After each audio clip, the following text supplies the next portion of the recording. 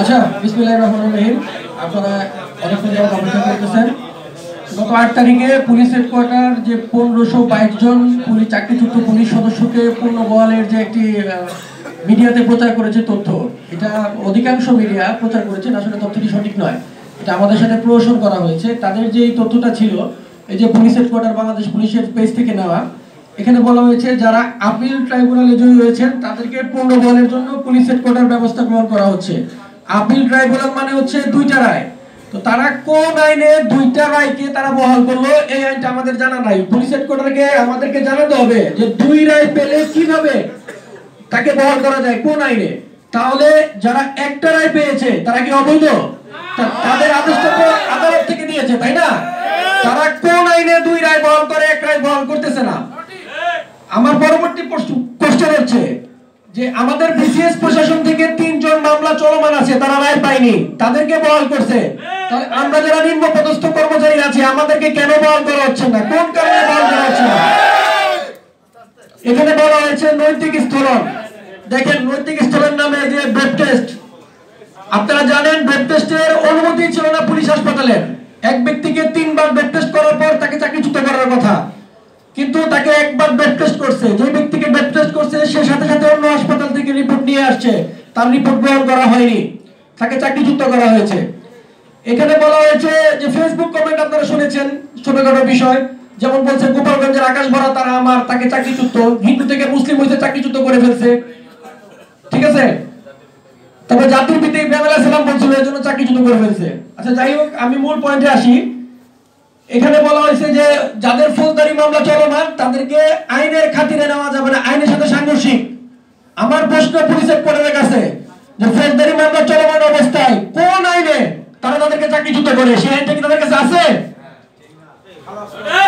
সংবিধানে এবং আইনে স্পষ্ট উল্লেখ করা আছে এখানে যে কর্মচারী আইনে যে ফৌজদারি মামলা চলমান অবস্থায় তাকে চাকরিচ্যুত করা যাবে না যতক্ষণ না পর্যন্ত অপরাধ প্রমাণ হয়। তারপরে তারা তাদেরকে চাকরিচ্যুত করেছে। এটা কোন আইনে করেছে, কার আইনে করেছে আপনারা তো জানেন।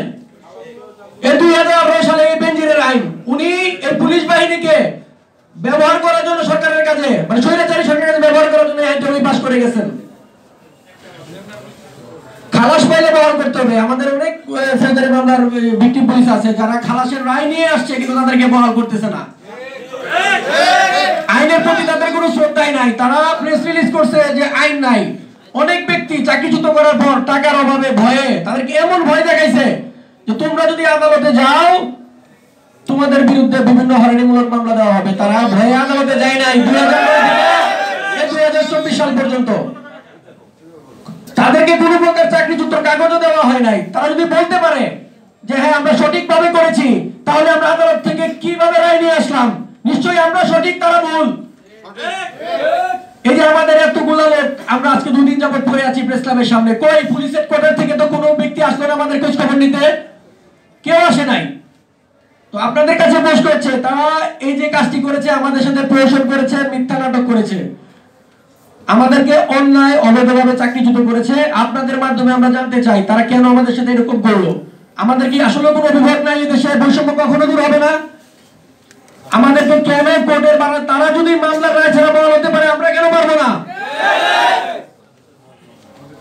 তাদের সাথে আমরা বসতে চাই, তারা খুব যাদেরকে নিয়ে বসতে পারে আমরা কাগজ সই করবো। আমরা যদি অপরাধী প্রমাণিত হয় আমরা দাবি তুলবো না, আমরা দাবি তুলবো না তাদের কাছে যদি আমরা অপরাধী প্রমাণিত হয়। তারা গত 5 মাস আগে যে কমিশন করেছে, আইজিপি স্যার বলেছিল আমাদের 2 জন প্রতিনিধি এবং অ্যাডভোকেট নিয়োগ দিবে, তারা দেয় নাই। আজ পর্যন্ত আমরা পুলিশ হেডকোয়ার্টার থেকে 1500 মাসের লিস্ট আমাদের হাতে দেয় নাই। কেন দেয় নাই? বলছে অ্যাডভোকেট নিয়ে আমরা যেতে পারবো, আমাদেরকে ঢুকতে দেওয়া হয় না অ্যাডভোকেট নিয়ে। তো যাই হোক, আপনারা সবাই জানেন আসলে আমরা বৈষম্যের শিকার। আমরা কিন্তু বিগত সরকারের আমলে প্রতিবাদ করতে গিয়ে হয়তোবা আমরা মনোসম্মতি দেয়নি, কোনো কাজে যায়নি, তারা তখন কিন্তু রাজনৈতিক বিষয়টা উল্লেখ করেনি। তারা কি করেছে, বিভিন্ন অজুহাত, ডোপ টেস্ট, ফেসবুক, গণহাজির, চাকরির আগে বিয়ে, ভুয়া মুক্তিযোদ্ধা, এই বিভিন্ন ইস্যু করে আমাদেরকে ডিপার্টমেন্ট থেকে বের করেছে। তো যাই হোক, এই যে আমাদের মুখপাত্র এখন আপনাদের সাথে বিস্তারিত বলবেন, আপনারা তাকে প্রশ্ন করতে পারেন।